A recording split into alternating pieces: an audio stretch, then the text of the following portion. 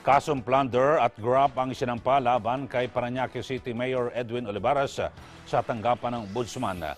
Sa isang taxpayer suit, inakusahan si Olivares na pumasok sa kasunduan na hindi umano pabor sa pamahalaan kaugnay ng real estate taxes na babayaran ng isang pribadong kumpanya.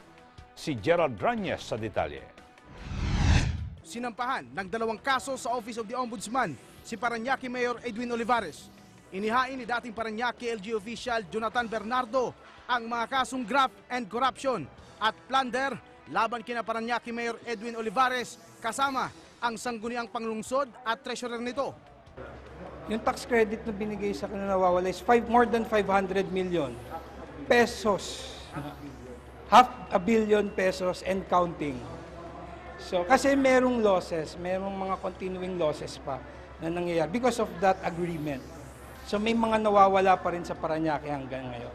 Inakusahan ni Bernardo si Mayor Olivares ng katawalian dahil sa mga anyay hokus-pokus na mga transaksyon nito sa lungsod, kasabwat umano ang sanggunian. Anya, pinaburan ng mga opisyal ang Wenceslao Construction Group dahil sa umano'y pagiging malapit sa alkalde at aabot raw sa kalahating bilyong piso ang nawawala sa kaban ng lungsod.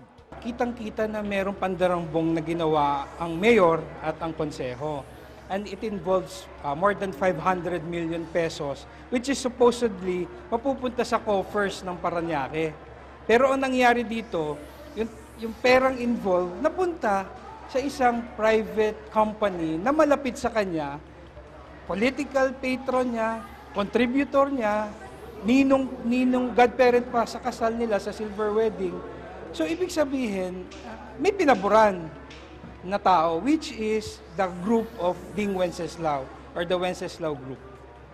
So, ito po yung sa reclamation area. Sa pangalawang reklamo ni hinahain ni Bernardo laban kay Olivares at City Treasurer, kaugnay naman sa pagmamaniobra umano ng tax assessment ng isang private company. Nagkaroon ng assessment on several respondents amounting to 1 million plus. And the next day, biglang naging 100,000 na lang. Nawala yung 1 doon sa tax assessment.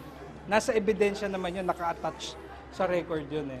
So bakit ganon? Biglang nawala. So it involves the connivance of the city treasurer and the mayor because he's approving it, the tax assessment. So, and with the connivance also of the private respondents. Nilinaw ni Jonathan Bernardo na walang bahid politika ang pagsasampa nito ng reklamo sa ombudsman. Matibay raw ang mga hawak nito mga ebidensya laban sa mga inaakusahan. So malinaw, may plunder na nangyari, may graft na nangyari, may changing, may perang nagpalit, paikot-ikot sa kanila. Ako po dyan na pinanganak, mga kanununuan ko. Isa lang ang sinasabi ko, ang lupang sinilangan ko ang Parañaque, utang ko lahat, ang buhay ko, ang kabuhayan namin dito sa city na to.